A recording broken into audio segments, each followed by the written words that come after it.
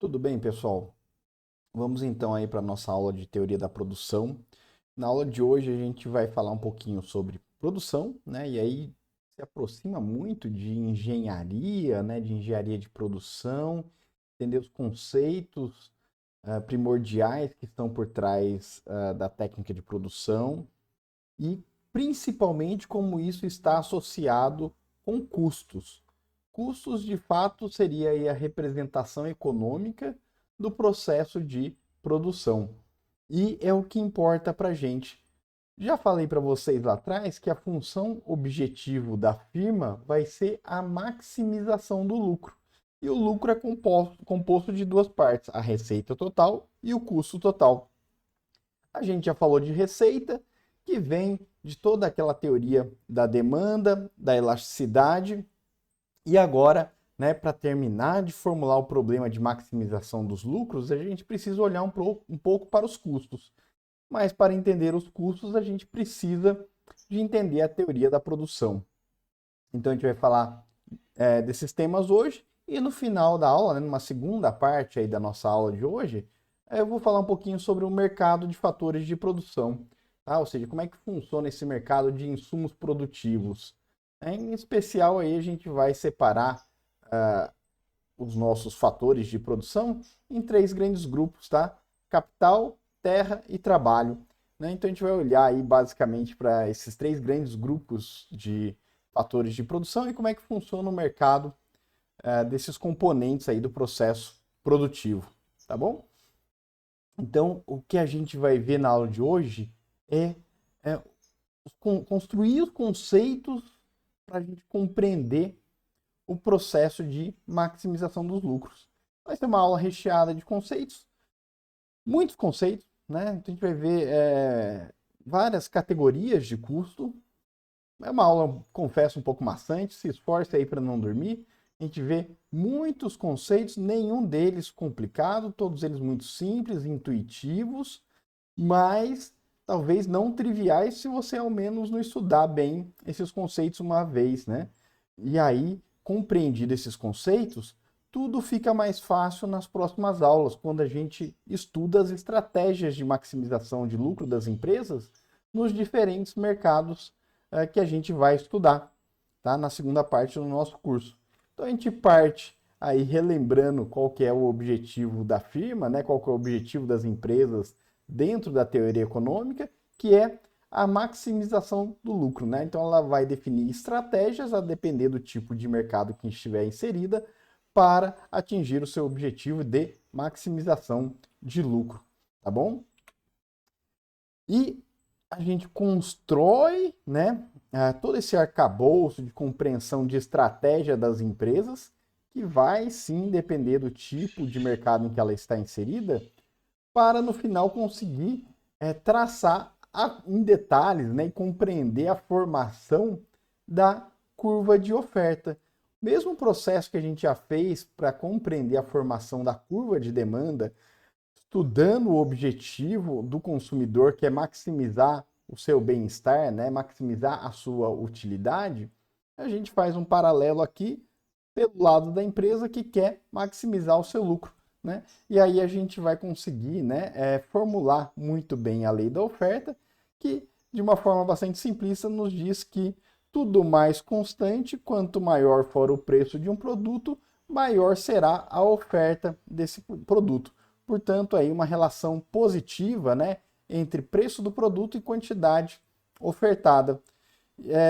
E aí essa oferta, é lógico que ela, né, vai ter aí componentes para sua formação inerentes ao tipo de mercado em que a empresa estiver inserida, né? Se é uma empresa monopolista, se é uma empresa que está no mercado de concorrência perfeita, e a gente estuda essas estratégias que vão variar conforme o tipo de mercado em que ela estiver inserida durante a segunda parte aí do nosso curso, né? O segundo bimestre do nosso curso, tá bom?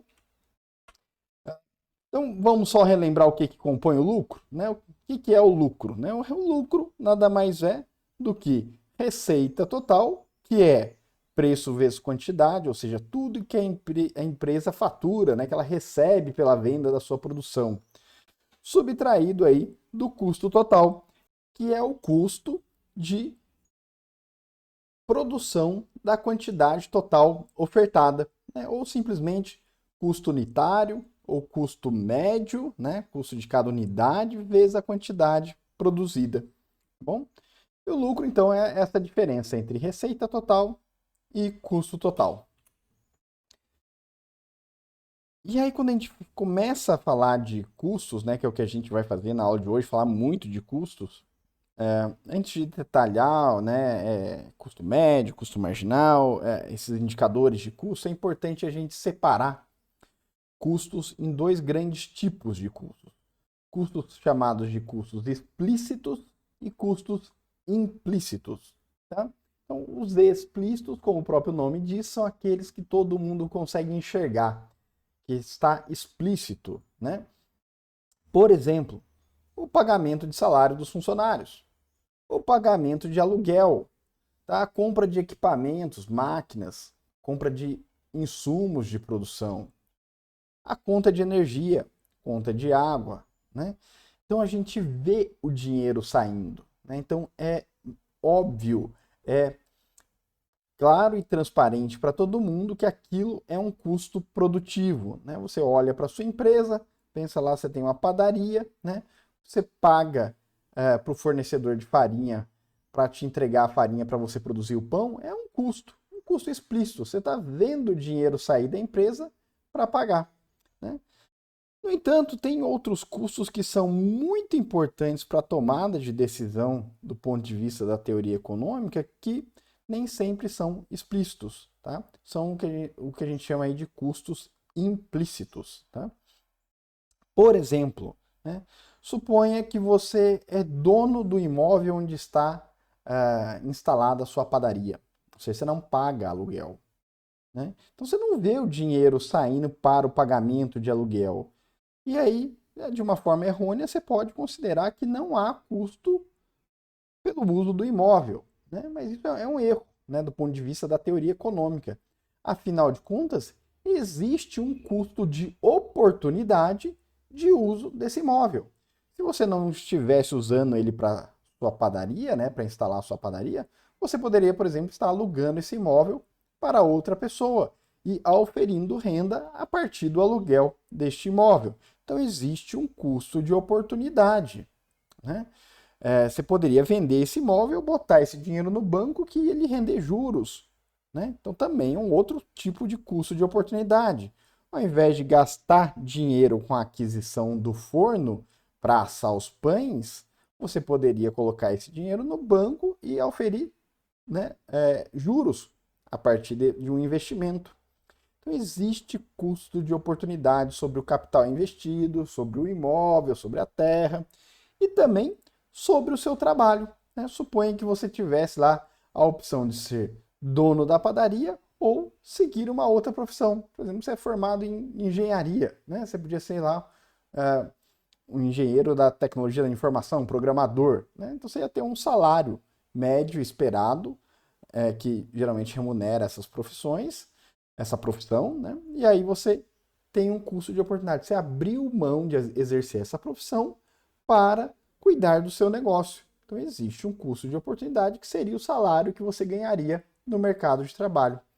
Esses custos não estão associados, né, esses custos implícitos não estão associados a uma movimentação explícita de dinheiro. Você não vê dinheiro saindo, você não paga aluguel para você mesmo, né? Você não faz uma transação bancária pagando aluguel para você mesmo, né? E aí pode ser considerado em muitas situações, né, inexistente esse custo, mas isso do ponto de vista da teoria econômica, onde a gente está avaliando, né, as possibilidades de investimento, comparando alternativas em busca daquela que lhe dê a melhor rentabilidade possível, aquela que lhe dê o maior lucro possível, ignorar esses custos é um erro, tá? Então, a gente precisa, né, lembrar sempre de, em problemas econômicos, nunca esquecer dos custos implícitos. Custos que, aliás, muitas vezes não aparecem em problemas do ponto de vista contábil, né? Então, a gente tem aí uma separação, né, uma divisão de conceitos que diferencia o lucro econômico do lucro contábil, tá bom? A necessidade as necessidades da contabilidade, né, são diferentes da necessidade da análise econômica, né? A análise contábil, ela na maior parte das vezes, né, está muito preocupada com indicadores contábeis e com a questão fiscal. Então existem regras contábeis com a sua finalidade, né? Muitas das vezes essas finalidades são por questões fiscais, ou seja, tem que haver uma tributação associada a determinada movimentação de dinheiro, né? Do ponto de vista da economia, né, o problema é outro. Não é, por exemplo, se preocupar com o recolhimento de impostos. Isso é a função do contador. O economista, o administrador, muitas vezes quer buscar a estratégia de maximização dos lucros, né?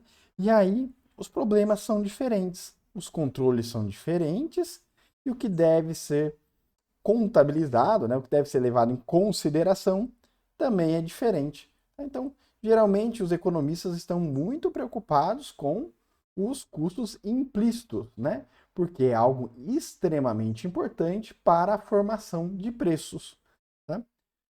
Para a definição do lucro econômico. E o contador, por sua vez, está mais preocupado com as regras contábeis e fiscais, esquecendo, não considerando, muitas vezes, os custos implícitos. Tá? E a gente já vai entender por que o contador não se preocupa muito com os custos implícitos que são tão relevantes para o economista. Vamos olhar para alguns exemplos.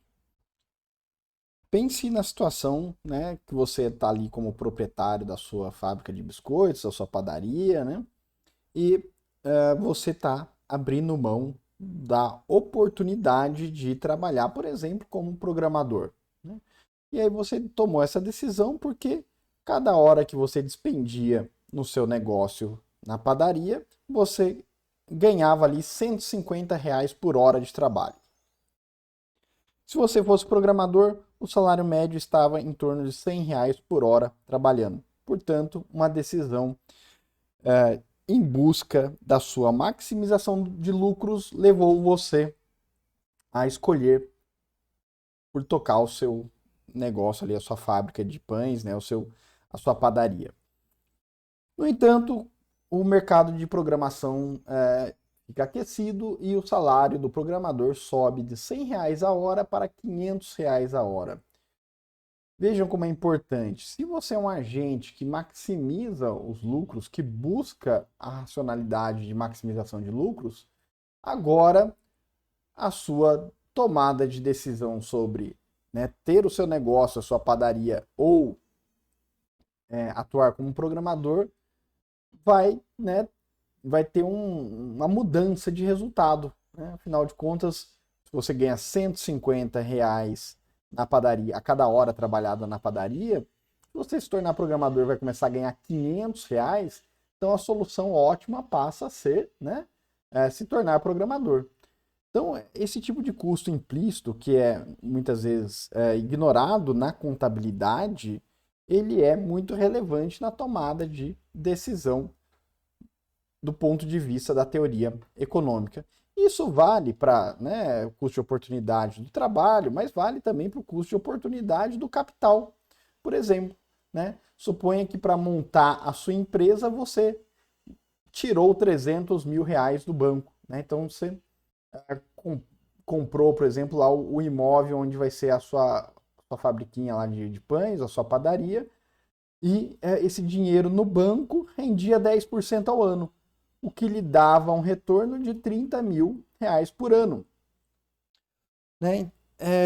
Isso é muito relevante, né? Você deixou de ganhar esses 30 mil por ano, né? Então isso é um custo de oportunidade que deve ser considerado na hora de tomada de decisão de investimento no seu negócio.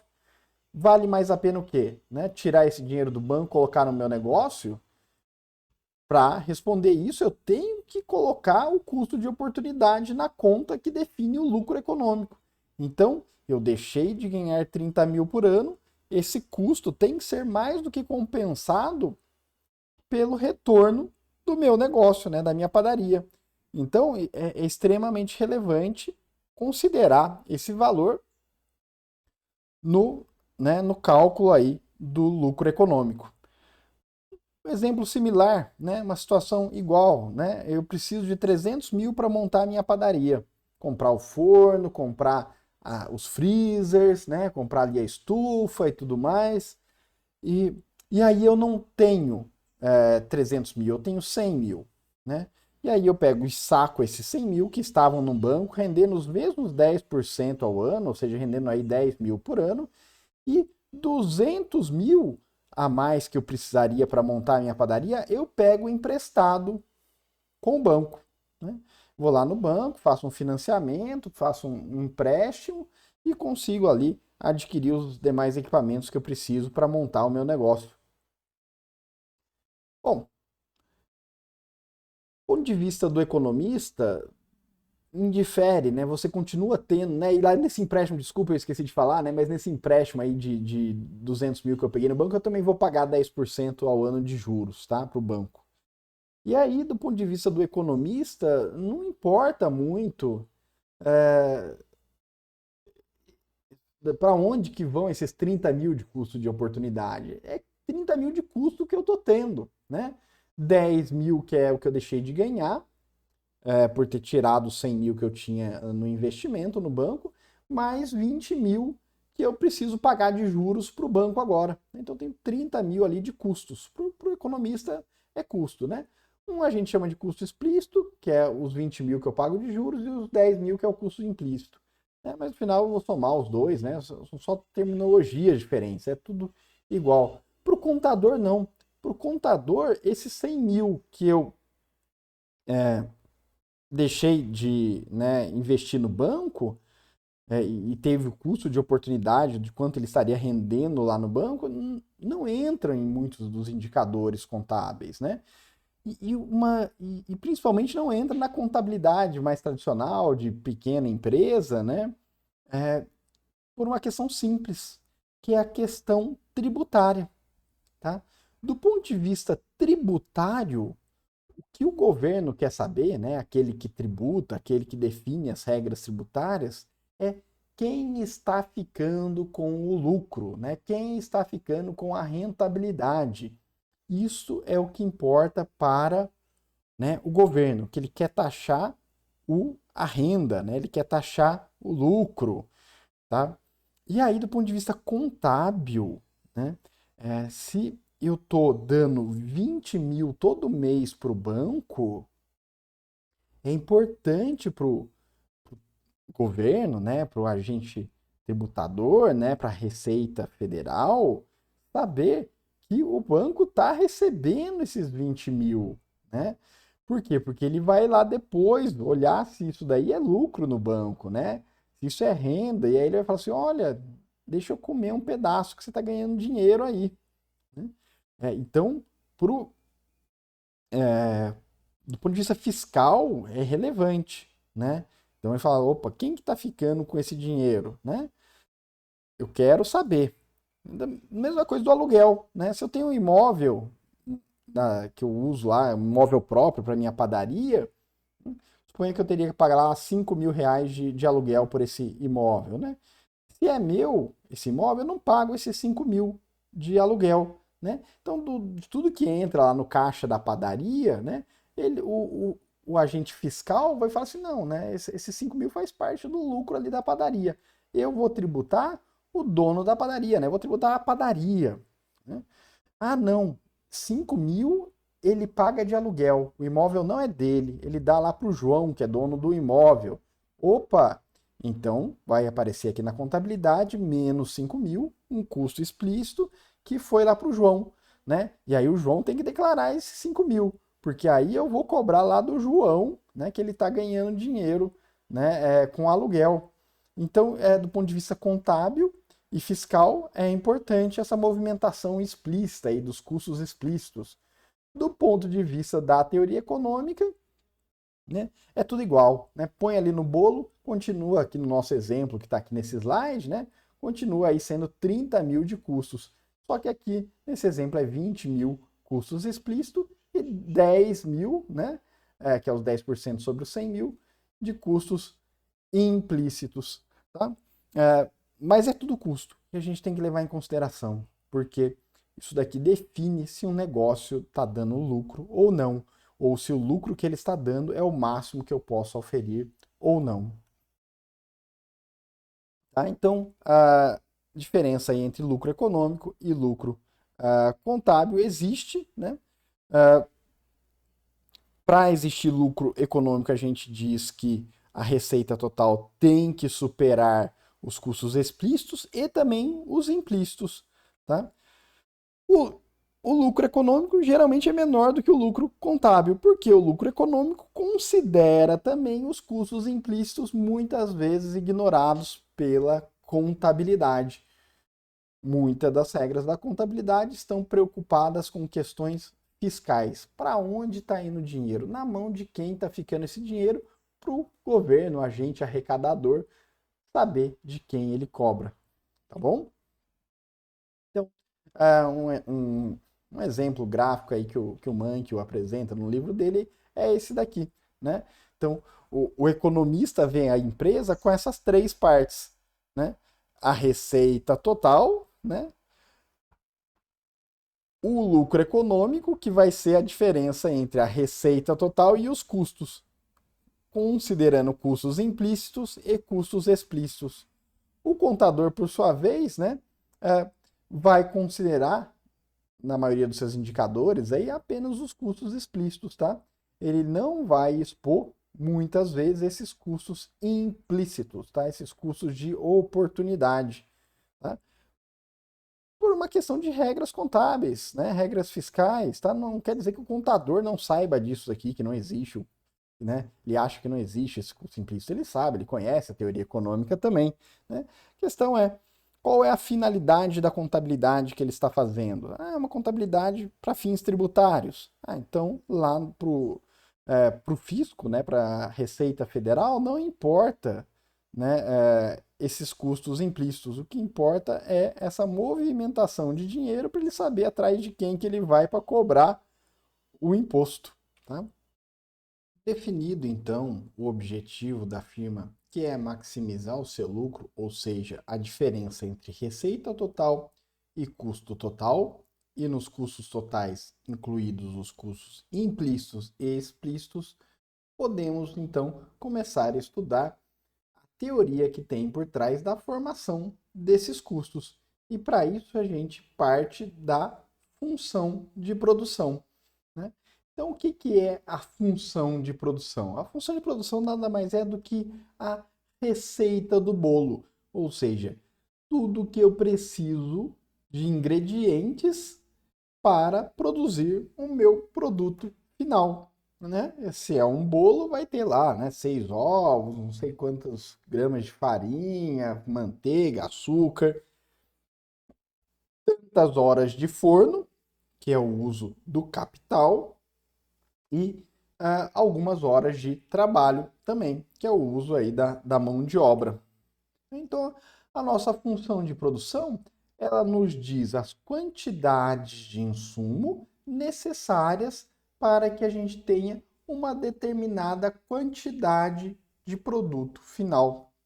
Tá? Então, a gente pode representar utilizando aí uma notação similar à notação da matemática, onde eu tenho a quantidade total produzida sendo uma função dos meus fatores de produção, aqui resumidos em trabalho, capital e outros insumos.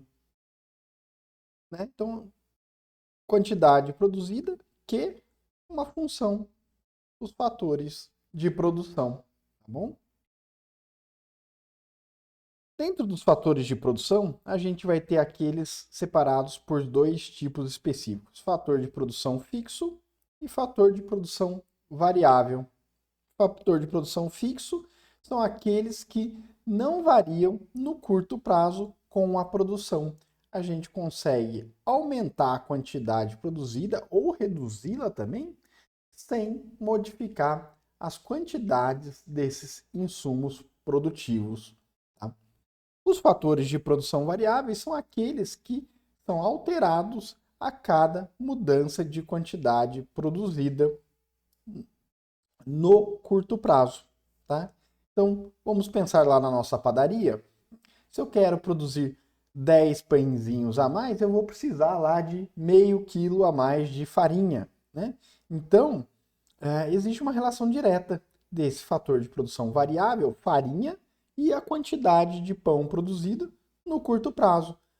Mas eu posso aumentar a minha produção no curto prazo, por exemplo, em 10 pães a mais, sem aumentar, por exemplo, a área do meu estabelecimento, né? O tamanho da minha padaria. Então eu falo assim, olha, não, o imóvel tem um tamanho fixo. Ou eu posso aumentar a produção em 10 unidades a mais de pães, sem precisar contratar um funcionário a mais. Então, mão de obra é fixa, né? A quantidade de mão de obra que eu uso é fixa, né? De funcionários.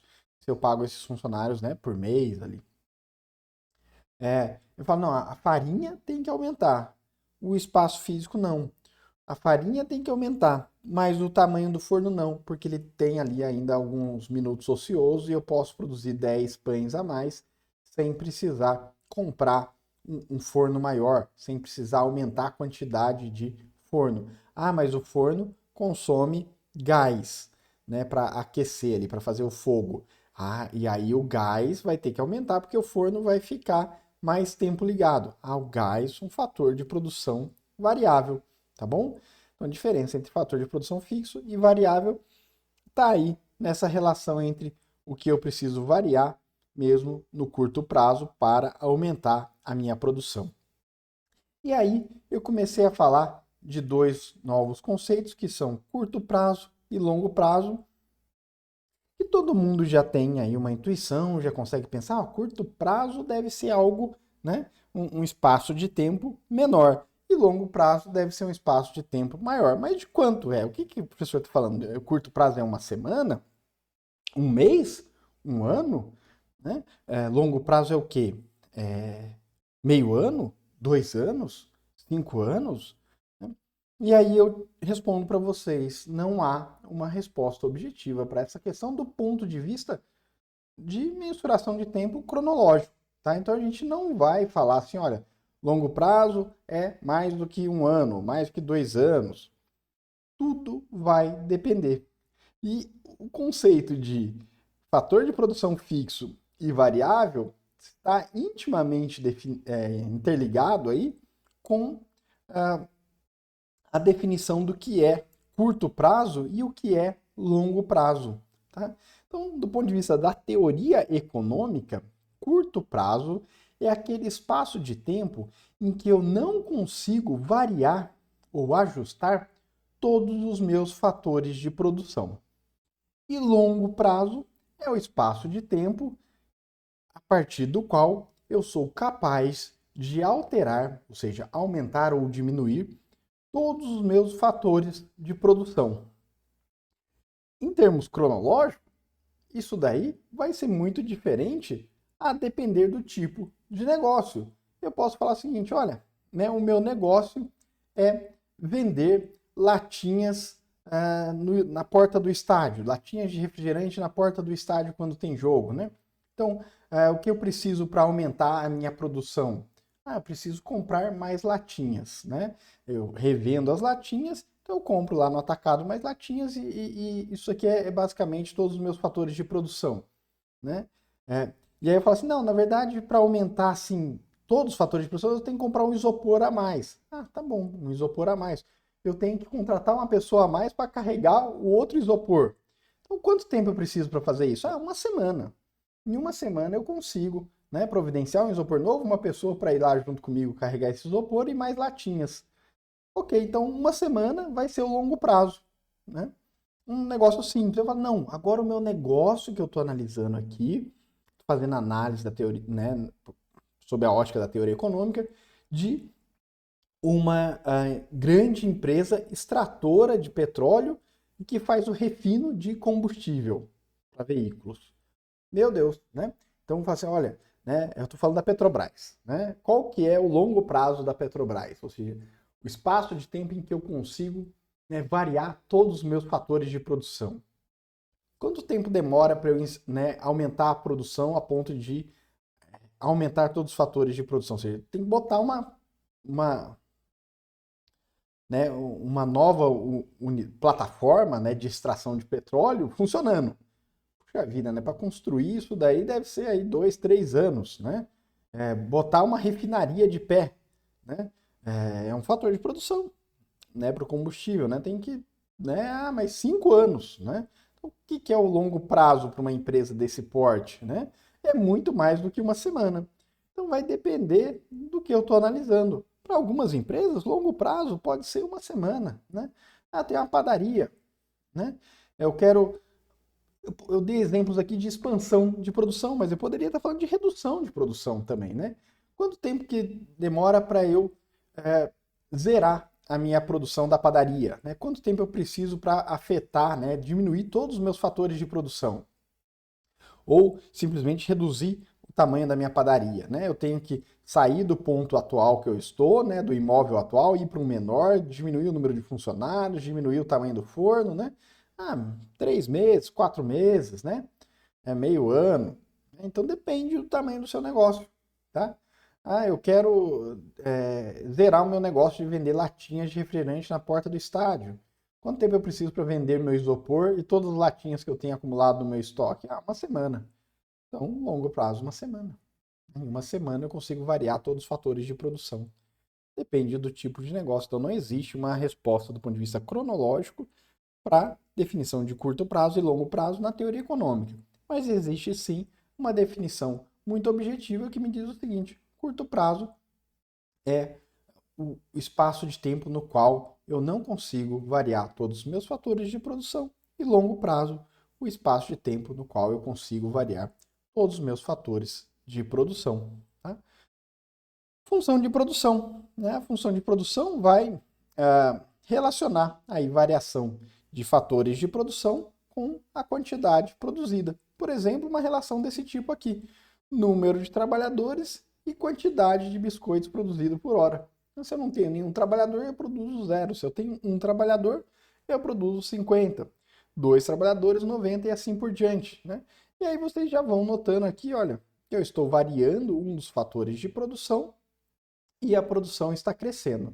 Mas a produção está crescendo a taxas decrescentes, notam? Né? Então, o primeiro trabalhador que eu adiciono, ele adiciona 50 unidades a mais de biscoito por hora. O segundo adiciona apenas 40, o terceiro 30 e assim por diante. Então isso aqui é uma característica comum, principalmente no curto prazo, quando a gente está variando só um dos fatores de produção. Graficamente, o que a gente teria seria algo desse tipo. Tá? E aí a gente já vai entender que isso aqui, né, essa propriedade de produção total crescendo a taxas decrescentes com o aumento de apenas um dos insumos, tem aí um nome que a gente chama de lei dos rendimentos marginais decrescentes, válida aí para as funções de produção, principalmente no curto prazo. Tá? Eu poderia ter uma função de produção igual àquela que a gente viu no slide anterior, ou até mesmo uma mais nesse tipo aqui, onde a gente tem uma taxa crescente e depois decrescente. O que essa função de produção, tanto aquela anterior quanto essa é exibida nesse gráfico aqui, me mostra é o limite, né? A fronteira de possibilidade de produção. Então, tudo que estiver abaixo da curva é possível atingir em termos de quantidade produzida com um determinado uso de insumos. O que está acima da curva é o que a gente chama aí de inatingível, ou seja, a minha tecnologia de produção, a receita do meu bolo não entrega produtos, né, ou não entrega produções acima do que está na curva exibida pela função de produção. E aí, na função de produção, o que a gente tem é o produto total, né, que é a produção determinada pela quantidade de insumo. Temos também o produto marginal do trabalho, né, o produto marginal desse insumo que está variando, no nosso exemplo aqui é o trabalho, né, adicionei um trabalhador a mais, adicionou 40 unidades a mais de biscoito, né, então esse delta na produção, dado um delta de acréscimo de fator de produção, é o que a gente chama aí de produto marginal do determinado insumo. Produto médio é quantidade produzida por unidade de insumo. Produto médio do trabalho é a quantidade total produzida por trabalhador. Então, a gente já viu aí esses conceitos que são muito importantes para a gente entender daqui a pouco, né, as relações de custos. Definição, então, de produto marginal. Variação no produto total, dado uma variação do insumo produtivo. No nosso exemplo aqui, a gente já fez esses cálculos de cabeça ali no slide anterior, né? Quando eu falei para vocês, olha, né, o número de trabalhadores está aumentando, a produção também, mas a taxas decrescentes. Então, o cálculo do produto marginal é simplesmente obtido pela variação da produção total em relação à produção com a quantidade imediatamente anterior de unidades produtivas, né, de insumos. Então, no caso aqui, o produto marginal da primeira unidade de trabalhadores é de 50, da segunda de 40, depois de 30 e assim por diante. Então, é um cálculo aí até que tranquilo da gente fazer. Olha que interessante, né? Nesse exemplo aqui, onde a gente tem aí uma produção de blusas por dia como uma função do número de trabalhadores, a gente tem primeiro uma relação com taxas crescentes e depois com taxas decrescentes. Então, o produto marginal, num primeiro momento, cresce para depois decrescer, né? Então, o produto marginal aqui com o primeiro trabalhador é da ordem de 4 unidades a mais de blusas, com o segundo trabalhador de 6 unidades a mais de blusas, né? Então, e aí, a partir do ponto C, né, para o ponto D, a gente já tem uma redução do produto marginal, que é de apenas 3 unidades com a entrada do terceiro trabalhador. Então, a gente tem aí uma curva de produto marginal, né, que tem uma fase crescente e depois uma fase decrescente. Tá? Então, seria aí essa curva aí de produto marginal. 4, depois 6, depois 3 e depois vai decrescendo, né? 2 e 1 e assim por diante. Tá? Então tem uma fase com rendimentos marginais crescentes e uma fase com rendimentos marginais decrescentes. Tá?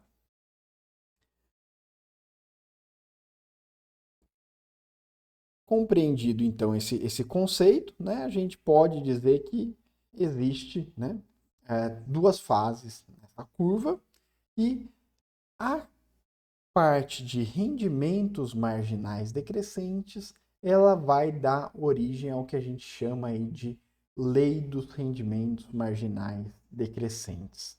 Tá? Vamos compreender um pouquinho por que existe essa fase de rendimentos marginais crescentes e de rendimentos marginais decrescentes.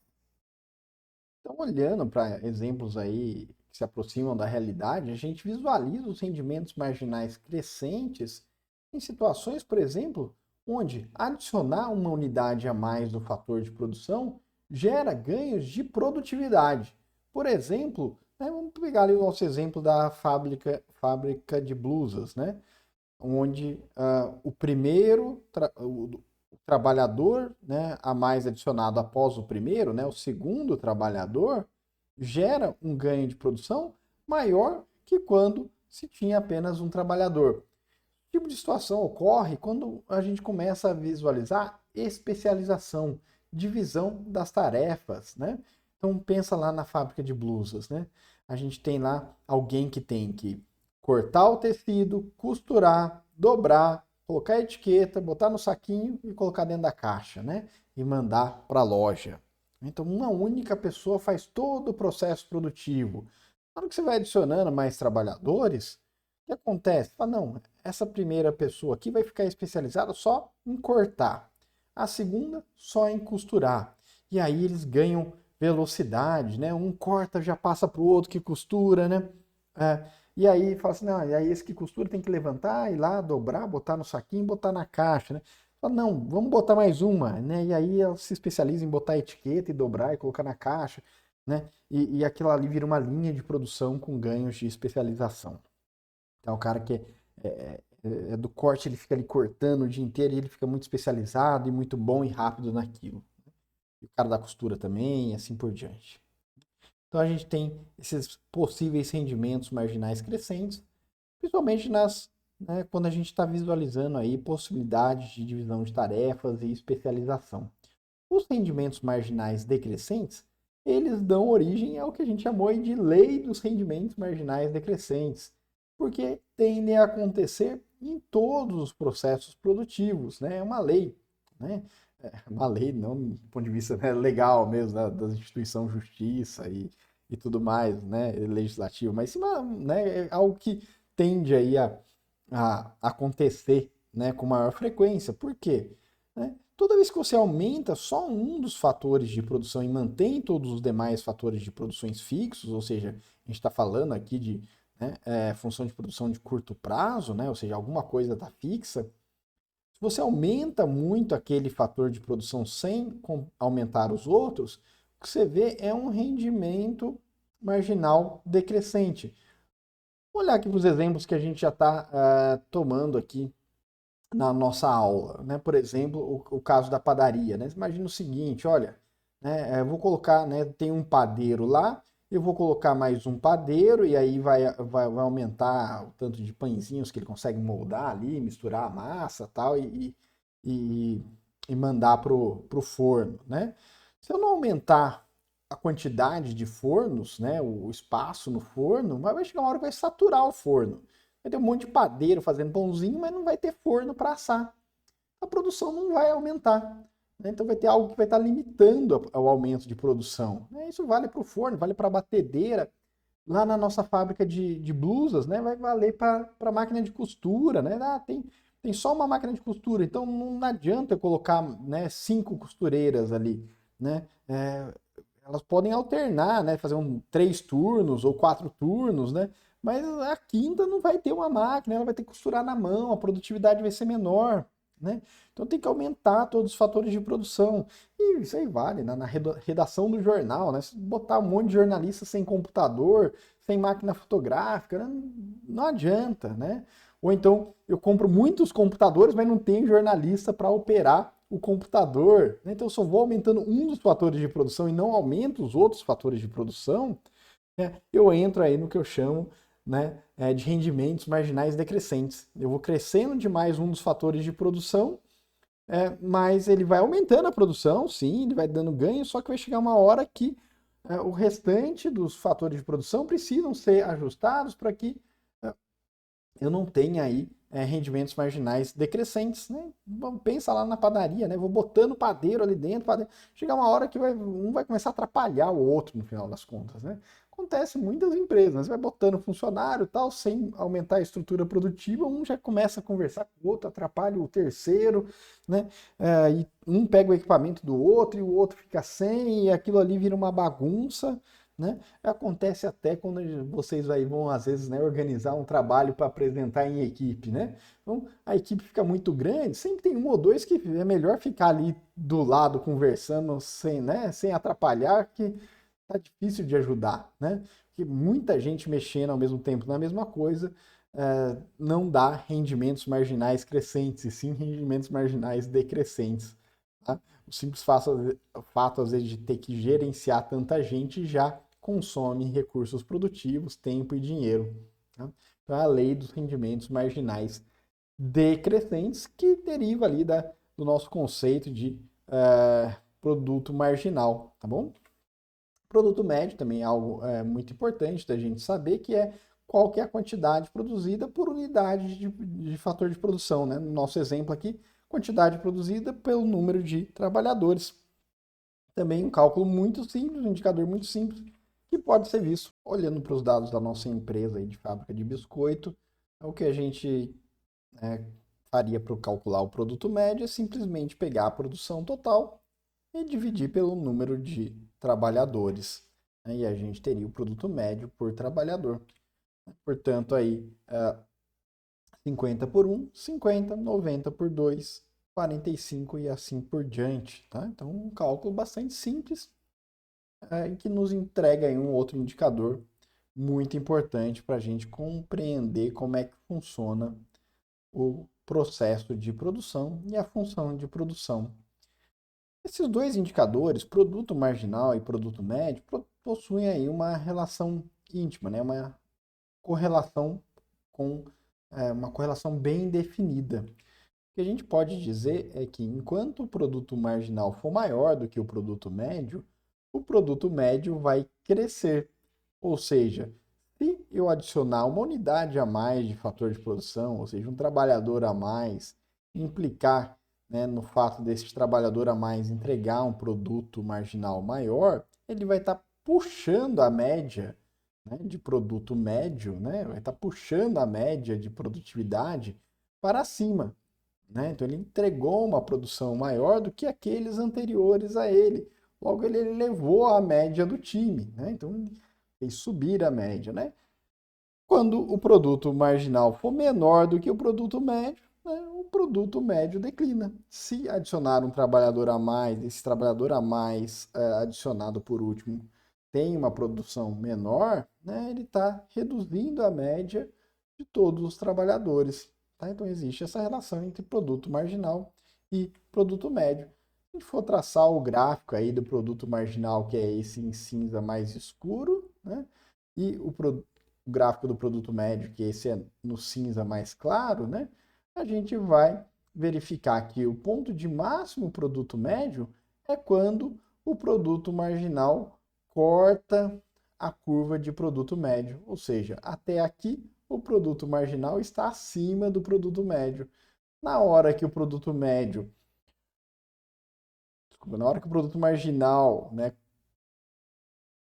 cruza a curva de produto médio, isso significa que o produto marginal passou a ser menor do que o produto médio, puxando a média para baixo. Então existe essa relação entre produto médio e produto marginal. Tá aqui uma tabelinha com números, onde a gente pode verificar que o produto médio vai crescendo até o ponto em que o produto marginal é maior do que o produto médio.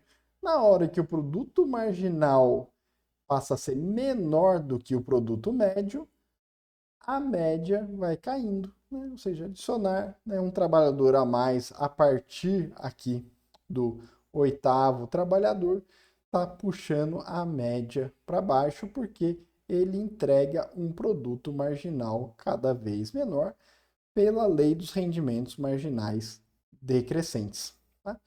Então, nessa primeira parte aí da aula de hoje, a gente viu alguns conceitos relacionando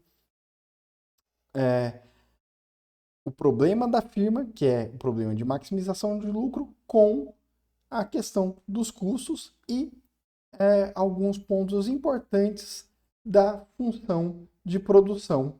Tá? A gente viu, então, produto marginal, produto médio e as relações entre esses indicadores de produção, tá bom?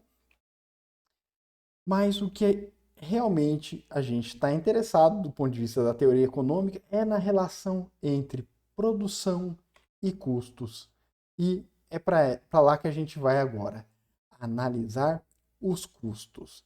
O que são os custos? Nada mais são do que, né, a tradução dessas quantidades de fatores de produção, número de trabalhadores, né, número de fornos na padaria, quantidade de farinha, né, tudo isso que a gente falou, traduzir isso em valores monetários, de tal forma que fique fácil a gente organizar tudo, né, sobre um mesmo indicador, que é o indicador monetário, né, em termos de valor.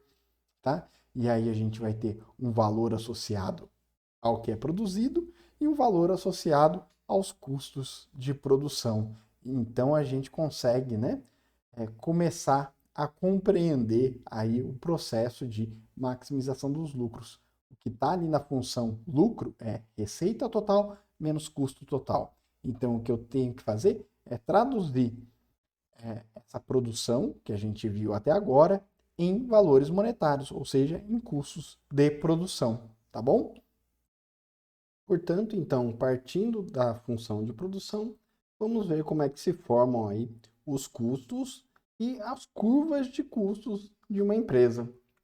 Começamos aí com o exemplo da nossa fábrica de biscoito, onde a gente tem aí um determinado número de trabalhadores associado a uma produção, como a gente já viu na função de produção, que também tem um produto marginal do trabalho associado, e agora a gente inclui aí valores de custos. No primeiro momento, o custo fixo, né? Quando a gente tem 0 trabalhadores, a gente já tem custos, isso aqui é muito normal em qualquer empresa, né? A gente tem uma empresa que tem custos independentes da produção ou não, né? Então, quando você vai abrir lá a empresa, a primeira coisa, você precisa do imóvel, né? Aí você tem o aluguel do imóvel, o custo de oportunidade do aluguel do imóvel, né? Independente de já ter um funcionário trabalhando ou não. Então, naquele período de montagem da empresa, né, ainda está instalando lá os equipamentos, os móveis, etc., já tem custo. Né? É o custo fixo, por exemplo, do imóvel. Então, aqui no nosso exemplo, a gente tem aqui um custo fixo já existente quando a produção é 0, ou seja, quando eu não tenho nenhum trabalhador. De 30, valor de 30, e à medida que eu vou adicionando trabalhadores, vai aumentando em 10 o custo. Né? Então a gente já sabe que o custo de cada trabalhador é de 10 unidades monetárias. Né? A gente já tem um custo variável por unidade de trabalhador adicionado de 10. Né? Então como é que ficaria essa função de custo? A função de custo ela inicia em 30 e sobe de 10 em 10. Então tem acréscimo de 10 em 10 aqui. Né? E como é que é essa relação de custo total com a quantidade produzida, né? É uma curva que cresce assim de forma exponencial. Por que ela cresce assim de forma exponencial? Porque a gente tem aqui a lei dos rendimentos marginais decrescentes. À medida que eu adiciono um trabalhador a mais nessa empresa, o custo cresce sempre em 10, mas a produção não cresce sempre na mesma magnitude. Ela cresce a taxas decrescentes. Né? Então, um crescimento a taxas decrescentes. E isso daí gera essa curva de custo total com esse formato aqui, exponencial, de crescimento maior a cada delta de produção. Tá? Assim como lá na produção a gente viu os fatores de produção fixo e variável, a gente vai ter os custos associados a cada um desses fatores de produção. Né? Portanto, o custo dos fatores de produção fixo e os custos dos fatores de produção variáveis, chamados de custo fixo e custo variado. Tá? Então, a gente vai ter o variável total, o custo fixo total e o custo total, tá? Que é a soma aí do custo fixo e do custo variável. E é para esse custo total que a gente vai olhar na maior parte das vezes. Uma tabelinha de exemplo, onde a gente tem aqui uma produção que cresce de 0 a 10, um custo total que vai de 3 a 15, né? O custo fixo que é fixo, portanto, independe da quantidade produzida, ou seja, constante sempre de 3, né? Custo fixo, e o custo variável, que é aquele que aumenta à medida que a produção aumenta, né? Fazendo com que o custo total saia de 3, quando o custo variável é 0 e a gente só tem o custo fixo, e vá até 15, né? Graças aí à variação do custo variável. Lembrando, né? Custo variável é associado aos fatores de produção variável. Custo fixo associado ao fator de produção fixo, ou aos fatores de produção fixos. Tá? Bom, além de diferenciar aí custo variável, custo fixo, é muito importante também a gente olhar, assim como a gente olhou lá na função de produção, para os indicadores médios e marginais. No caso, o custo médio, e o custo marginal. Por que eles são muito importantes? Porque eles vão nos ajudar a responder duas questões extremamente relevantes na hora de traçar estratégias para maximização de lucro. Quais são essas questões? Primeiro, quanto custa produzir uma unidade do bem? Ou seja, quanto custa produzir cada unidade do bem, ou em média cada unidade do bem. Né? Quem nos responde isso é o custo total médio. Então, olhar para o custo total médio é importante para a gente saber responder quanto custa produzir uma unidade do bem. E qual a relevância dessa pergunta? Né? A principal relevância dessa pergunta é a seguinte: olha, se eu tiver um custo total médio ou um custo médio inferior ao preço de venda do produto, já é um indicativo, né, que eu vou ter lucro.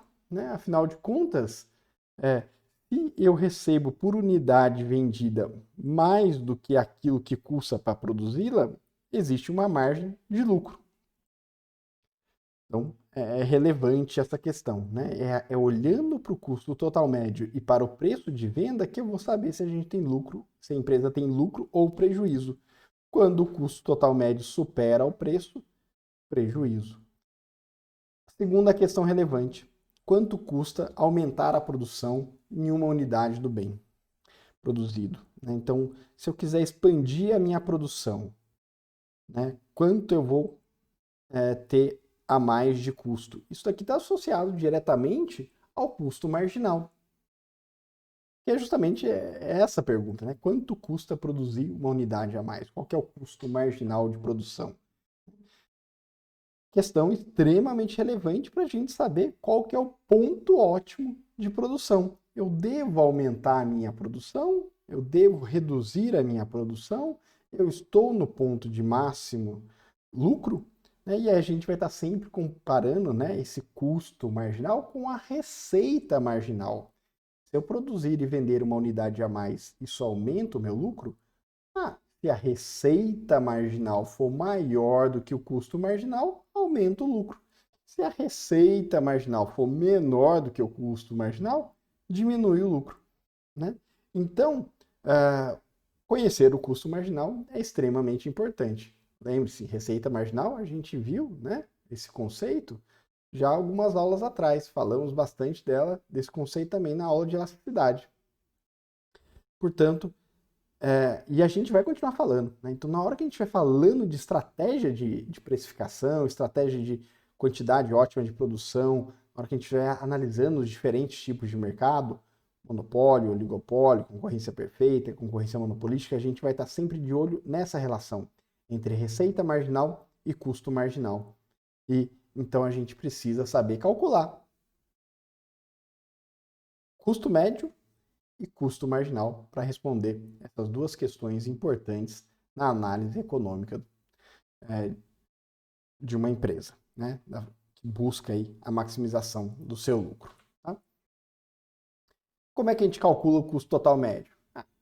Só dividir o custo total pela quantidade produzida. Né? Então, é um cálculo que não tem segredo nenhum. E aí a gente pode calcular o custo total médio, mas a gente também pode calcular o custo variável médio e o custo fixo médio. Né?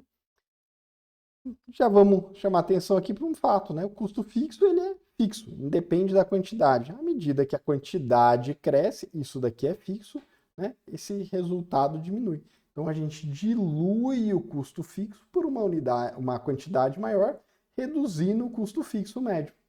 Custo variável médio, né? Vai ter ali, né, uma faixa ascendente, né, pode ter, né, uma faixa ascendente, uma faixa descendente. Então isso aqui, essa curva de custo variável médio vai depender aí da função de produção. Né? A curva de custo fixo médio é sempre decrescente. À medida que aumenta a quantidade, o custo fixo médio sempre decai. E o custo total médio é a resultante das duas partes, né? É a soma do custo fixo médio com o custo variável médio.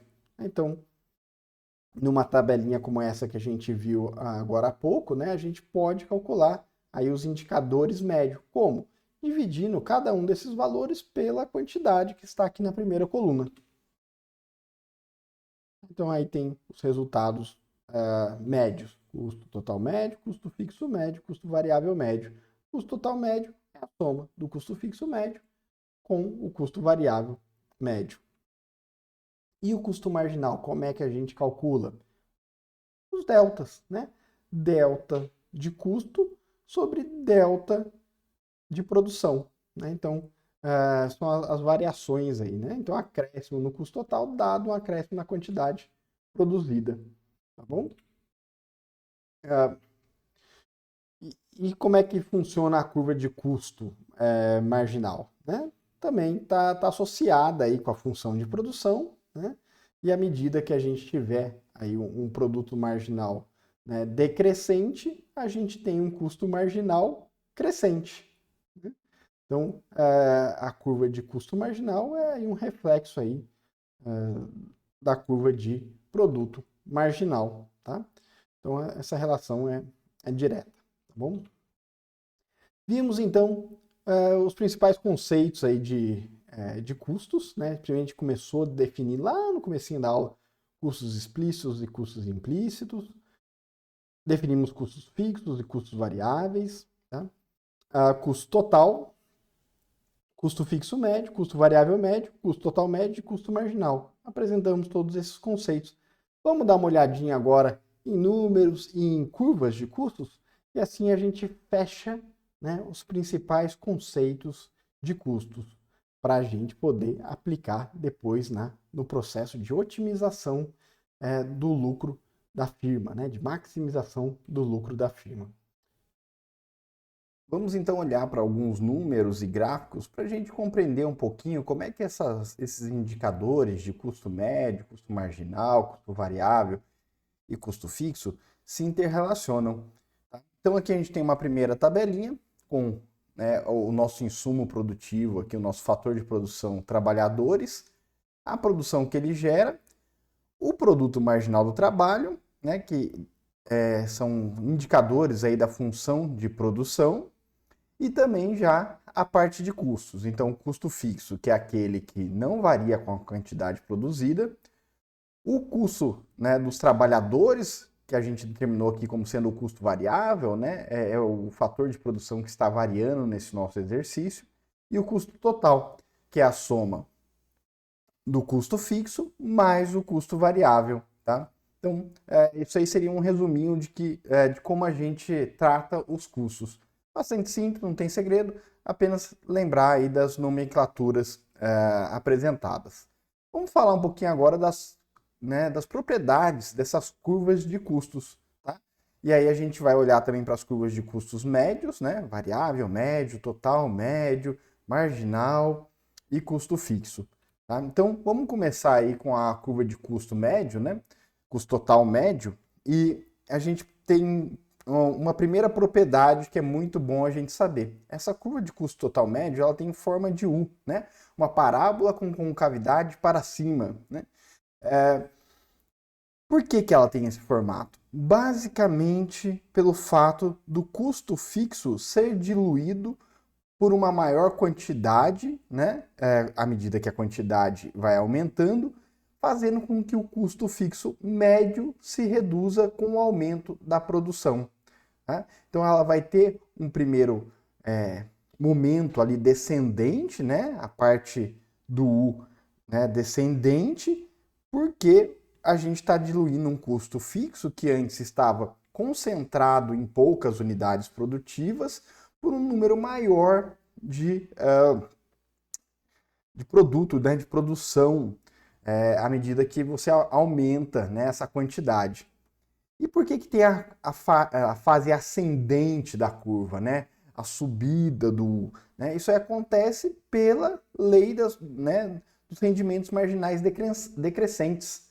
Né? Então, à medida que a gente vai aumentando demais um fator de produção, né, para aumentar essa produção, se eu não aumento os demais fatores de produção, né, a produtividade por unidade de fator de produção decai, né? E aí a gente fala, olha, está aumentando o custo por unidade porque está se tornando menos produtivo. É aquela história lá de você ficar colocando mais padeiros dentro da padaria sem construir um novo forno, né, sem colocar mais batedeira, né, você colocar muitas costureiras na nossa fábrica de blusas sem máquina de costura, só aumenta o número de costureiros ali. Então aquilo ali é o que gera essa faixa ascendente do custo total médio. Tá? Então, geralmente uma curva de custo total médio tem aí um formato parecido com isso, né? Uma primeira fase descendente, depois uma fase seguinte ascendente. Tá? O ponto de mínimo do custo total médio a gente já sabe que vai ser quando? Né? Quando o custo marginal, né, superar o custo total médio. Né? Então, é onde o custo marginal cruza, né, encontra com o custo total médio, é o ponto de mínimo. Tá? Então, essa é a relação aí entre o custo marginal e o custo total médio. Enquanto o custo marginal está abaixo do custo total médio, né, adicionar uma unidade a mais de produção faz com que o custo total médio se reduza. Na hora que adicionar uma unidade a mais de produção se torna mais caro do que a média, está puxando a média para cima. A mesma relação que a gente viu lá em relação ao produto médio e produto marginal. Né? Então essa relação entre marginal e médio vale lá no produto marginal e vale também aqui no custo. Tá? Então, e a relação entre custo total médio e custo fixo? Né? Custo fixo sempre decrescente. Por quê? Porque ele é fixo, independente da produção. Portanto, se você vai aumentando a produção, a única coisa que você vai fazer com o custo fixo médio, né, é pegar o custo fixo e dividir por um Q, né, uma quantidade maior, né, fazendo com que ele seja, né, descendente aí em toda a sua extensão da curva de custo fixo. E ela tem, né, a gente sabe que o custo total médio é a soma do custo fixo médio mais o custo variável médio, né, então ela vai, né, sim, ter influência sobre o formato da curva do custo total médio. Mas o custo total médio é formado por duas partes, o custo fixo médio e o custo variável médio. Né? Então, a soma dos efeitos dessas duas curvas dá aí como resultado a curva de custo total médio, aquela que vai ter o seu ponto de mínimo, onde o custo marginal se encontrar com ela. Tá bom? Tá, a gente viu aí algumas curvas de custos, né? E elas estavam associadas com uma função de produção que tinha mais ou menos esse formato daqui, né? Que é a função de produção, onde a lei dos rendimentos marginais decrescentes é visível, né? Então a gente verifica que para um acréscimo de uma unidade de fator de produção a mais, o ganho de produção é sempre menor. Né? Então aqui a gente tem um ganho muito grande, aqui um ganho grande, ainda aqui os ganhos já vão ficando pequenos. Né? A quantidade produzida aumenta, mas não aumenta tanto. Lei dos rendimentos marginais decrescentes. Mas a gente viu também que algumas curvas, algumas funções de produção, a gente tem uma fase ascendente, né? Onde tem aqueles ganhos, né? Por exemplo, associados à especialização, à divisão das tarefas, né? Então e aí a gente vai para, né, os rendimentos marginais crescentes, né? O ganho de produtividade pela especialização, pela divisão das tarefas. Então são aquelas curvas, aquelas funções de produção que tem uma primeira fase ascendente, como esse exemplo que a gente vê aqui nesse gráfico. Né? Então aqui de A para B, né, a gente ainda está na faixa ascendente, né? E um pedaço do trajeto aqui entre B e C também tem faixa ascendente, e a partir daqui ele começa, né, a entrar aí na faixa, né, de crescimento a taxas decrescentes. Tá? Se a gente tiver um exemplo desse tipo, né, com uma primeira faixa ascendente a taxas crescentes, né, onde a gente verifica aí os rendimentos marginais crescentes, as curvas de custos mudam um pouquinho, né, elas assumem um novo formato. Aqui tem um exemplo nessa direção, onde a gente tem aí um primeiro momento de custos marginais decrescentes para depois passar a crescer. Tá? Então está associado com uma curva com uma função de produção, né, que tem essa primeira, tem essa propriedade aí de, né, ter uma faixa ali de rendimentos crescentes a taxas crescentes. Tá? E aí como é que fica as curvas de custo? A curva de custo total vai ter esse formato, né? Ela cresce sim aqui no começo, mas ela cresce, né, a taxas decrescentes e depois ela começa a crescer a taxas crescentes. E as curvas de custos marginal e custo médio, né? Como é que ficam? Então elas ficam nesse formato aqui, né? Custo total médio igual, custo fixo médio parecido, né? Não igual com o modelo anterior, onde a função de produção era estritamente crescente a taxas decrescentes. E aí o que passa a ser diferente é a curva de custo variável médio e a curva de custo marginal. Ambas têm uma primeira fase descendente, né? Ou seja, enquanto eu estou verificando aqueles ganhos de produtividade pela especialização, né, há um decrescimento, né, dos custos médios, né? Custo variável médio e custo marginal, tá? Custo marginal aqui, esse marronzinho aqui, né? E o rosa aqui, o custo variável médio, tá? Então, a única coisa que mudou em relação àquela função de produção, onde a gente só verificava os rendimentos marginais decrescentes, né? Onde a curva de custo marginal era sempre crescente, né? Agora a gente verifica uma curva de custo variável médio, né? Com essa fase decrescente, e a curva de custo marginal também com essa fase decrescente aqui. Tá? Então essa é a única diferença aí em relação à função de produção com taxas de crescimento sempre decrescentes, tá bom? Aqui as propriedades que a gente viu, né, das curvas de custos. Né? Nesse caso aqui, a curva de custo marginal inicialmente vai cair, né, e depois vai subir. A curva de custo total médio continua tendo forma de U. A curva de custo marginal continua cruzando a curva de custo total médio no ponto de mínimo. Né? E então as propriedades são muito parecidas. A única coisa é que a curva de custo variável médio e a curva de custo marginal passam a ter aí, né, uma fase decrescente. Né? Elas têm um ponto de mínimo também para depois começarem a crescer. Vistas então as propriedades e compreendido os custos, né, os indicadores de custos no curto prazo, ou seja, onde eu não estou variando todos os fatores de produção, é interessante também a gente entender como é que funcionam os custos no longo prazo. Né? E aí a gente precisa entender qual que é a diferença aqui de analisar custos de curto prazo e custos de longo prazo. A principal diferença é que no longo prazo não existe custo fixo. Né? Por quê? Porque, por definição, longo prazo é aquele espaço de tempo onde eu consigo variar todos os fatores de produção. Né? Então, por definição, no longo prazo não existe custo fixo. Né? Por quê? Porque no longo prazo nada é fixo. No longo prazo é um espaço de tempo onde eu consigo variar todos os fatores de produção. Tá? Então, a única diferença da análise é que agora é tudo variável, é tudo custo variável. Por quê? Porque no longo prazo eu consigo afetar todos os fatores de produção. Né?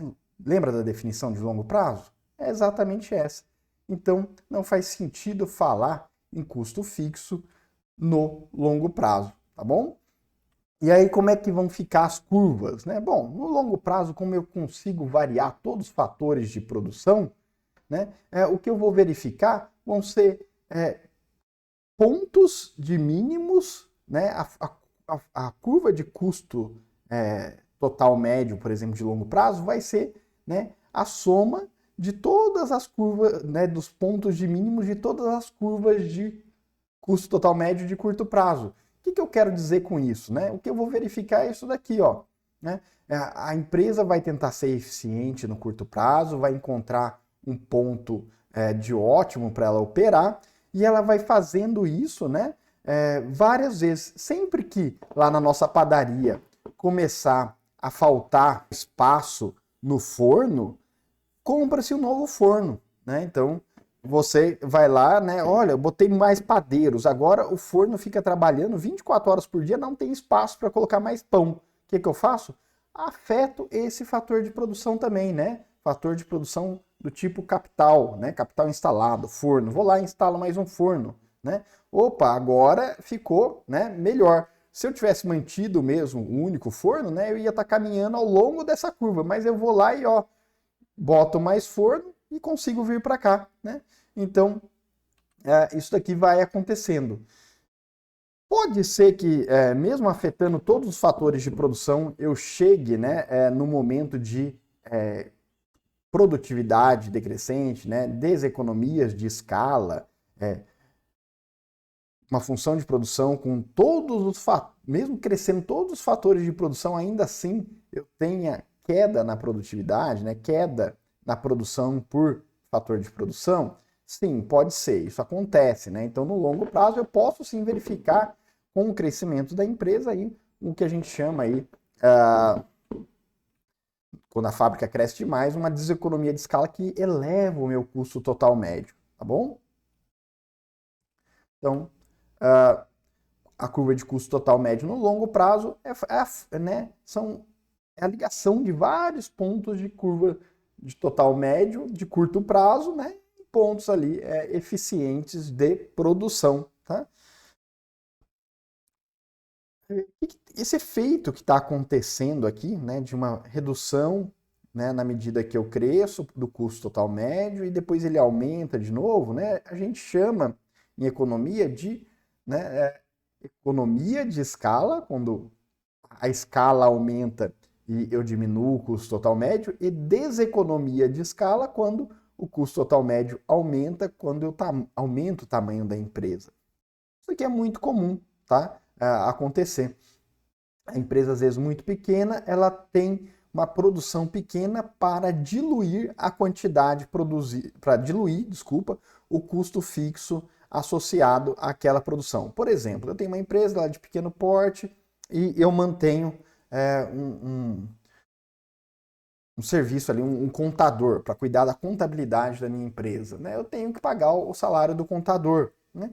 Mas esse contador, ele consegue lidar, né, com uma produção maior, ele consegue, né, manter as finanças da empresa ali declaradas para o fisco, fazer os indicadores da empresa que eu preciso, mesmo se a produção aumentar, não preciso contratar mais um contador. E aí eu vou diluir o custo desse contador por uma produção maior. E aí eu falo assim, olha, eu tive uma economia de escala, né?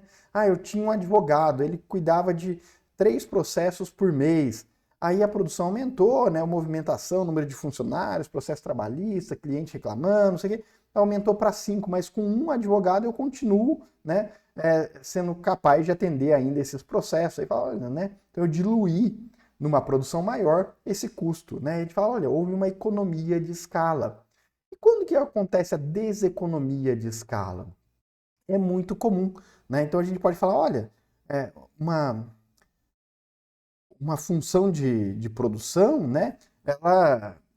Ela pode, você vai aumentando, então a empresa pode, em muitos momentos, estar com várias curvinhas aqui, né? E aí vai crescendo, né? Vou aumentando todos os fatores de produção e o negócio, os custos vão se mantendo, tá? Então vai tendo crescimento, né? Imagina várias curvas dessa daqui, né?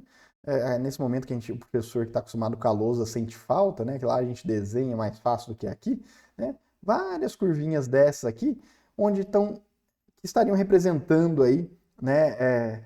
Vários tamanhos de unidades produtivas, né? Então, o que seria isso? Vamos pensar assim, olha, eu vou ser agora um franqueado de uma rede de fast food qualquer, pensa lá uma lanchonete lá, um Subway da vida, né? Abrir uma lojinha do Subway, né? E aí eu abro lá a franquia, né? Eu monto a minha própria franquia, né? Eu monto a minha própria lanchonete lá, eu crio a minha marca. E aí o negócio começa a dar muito certo, e aí eu falo assim, não, vou abrir uma segunda loja, né? Eu já tenho uma no centro, vou abrir uma no bairro, no outro bairro, igualzinha, né? Faço o mesmo modelinho, vai servir os mesmos pratos, o mesmo custo, o mesmo número de funcionários, né? Cresceu, né? Aumentei a quantidade produzida, né, de sanduíches. Aqui está automóveis, mas pode ser sanduíche, né? Aumentei, dupliquei, tirei um xerox da minha lojinha de sanduíche, né, da minha lanchonete. E aumentei, ótimo, né? Então eu falo assim, não, os custos totais médios vão ser exatamente iguais agora com uma produção maior, né? Ou até verifiquei algum ganho de economia de escala, né? Porque agora é o mesmo contador para as duas lojinhas, né? O mesmo advogado para as duas lojinhas e tal, deu uma reduzida. Mas vai chegar num momento que, por exemplo, eu vou ficar tão grande que, por exemplo, a faixa de tributação que eu caio, né, dado o meu faturamento, aumentou. Né? Agora eu não sou mais uma empresa do tipo simples, né? Ou não sou mais uma MEI, né, microempreendedor individual, faturo mais do que 8 mil por mês, ou não sou mais uma empresa do simples, né, faturo aí agora centenas de milhões, né, por ano, né, então, e aí é tudo lojinha igual, abri 3 aqui em Itajubá, 3 ali em Pouso Alegre, uma em Brasópolis, uma em Santa Rita e tal, tô cheio das lojinhas de sanduíche, tudo igualzinha, mas agora o meu faturamento me impõe uma carga tributária maior. Pronto, deseconomia de escala, né? Custo aumentou por unidade produzida. Verifiquei. E não só nesse sentido, né? Pode ser, por exemplo, uma empresa de automóveis, está muito grande, tem muito funcionário, gerir tanto funcionário é difícil, né? Às vezes, um funcionário foi contratado para um projeto, o projeto já foi, já passou, ninguém demitiu ele ficou jogado, a produtividade dele é baixa porque ele não tem mais tarefas nas quais ele está alocado, ninguém percebeu e está pagando lá, são 10 mil funcionários, ninguém percebeu que ele está à toa ali, está ganhando salário, né? Acontece. Né? Empresa aérea, é muito comum isso aqui acontecer. Né? Você vê que as empresas de transporte aéreo, quando são pequenas, elas têm bons preços, são eficientes, né? Dão lucro, a empresa aérea começa a crescer. Né? Ela começa a crescer e começa a dar prejuízo. Como assim, né? Deseconomia de escala, muito comum, né? Quanto é que custa um avião? Um avião desses, de fazer rota doméstica, custa 300 milhões de reais, os mais baratos, né? Se for zerinho, né? 400 milhões de reais, né? Um usadinho lá, 100 milhões de reais. É muito dinheiro. É muito dinheiro, né? Aí o que você quer fazer? Você vai lá e gasta 300 milhões para comprar um avião, né? Você tem uma frota lá de 50, 100 aviões. Um avião. 300 milhões de reais. Se tivesse 300 milhões de reais, você deixaria guardado debaixo do colchão, dinheiro parado, sem render? Não. Você quer esse dinheiro rendendo. No banco, no mínimo, para recompor a perda da inflação. E aí você fala assim, então esse avião não pode ficar parado, porque avião parado é 300 milhões de reais parado. Então tem que estar voando. Só vai parar para abastecer e fazer a manutenção necessária. Avião tem que estar no ar voando. Né? Mas para o avião voar precisa do quê? Tripulação e passageiros, lógico. Né? E a tripulação acompanha o avião? Não, a tripulação não acompanha o avião. Né? Piloto, ele tem horas de descanso necessárias a cada tanto de horas de voo, né? Então ele voa 8 horas, tem que descansar 16. Não sei, estou chutando esses números, tá, pessoal? Não conheço muito da regra, não. E aí a tripulação como um todo, né? O pessoal, os comissários de bordo e etc. E aí eles precisam descansar, né? E aí você começa a crescer a empresa aérea. E aí antes você só fazia a cidade A para a cidade B, né? Era só São Paulo, Brasília que eu fazia, né? O único voo que eu fazia era esse.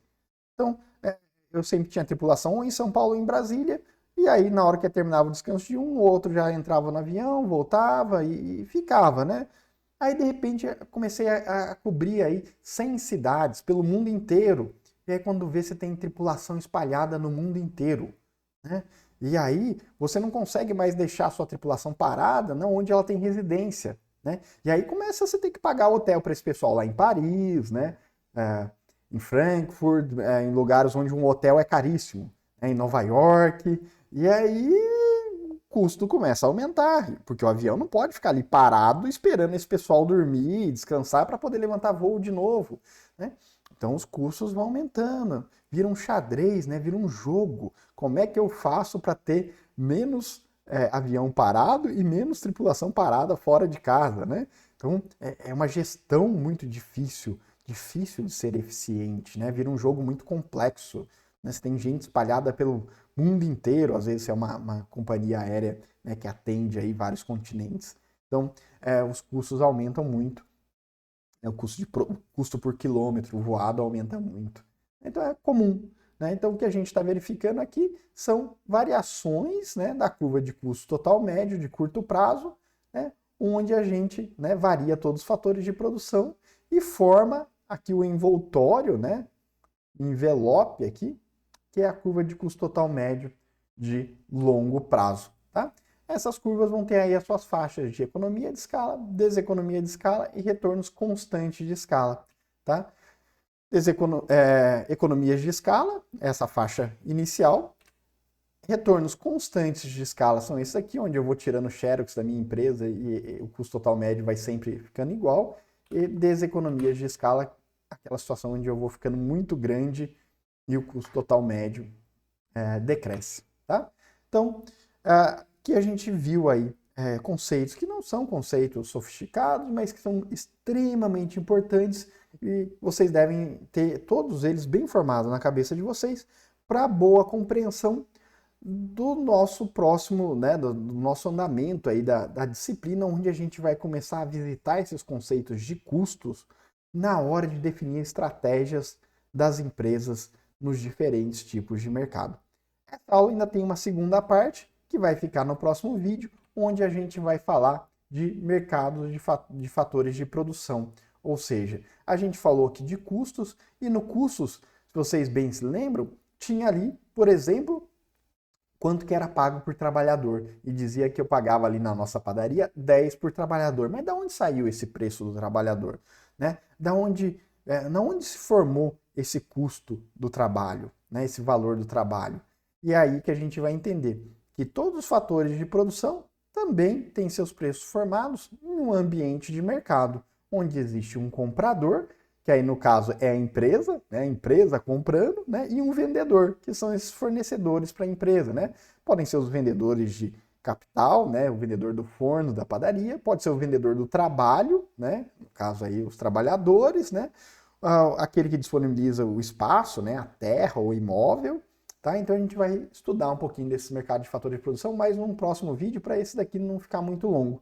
A gente já se vê aí no próximo vídeo. Até mais, pessoal!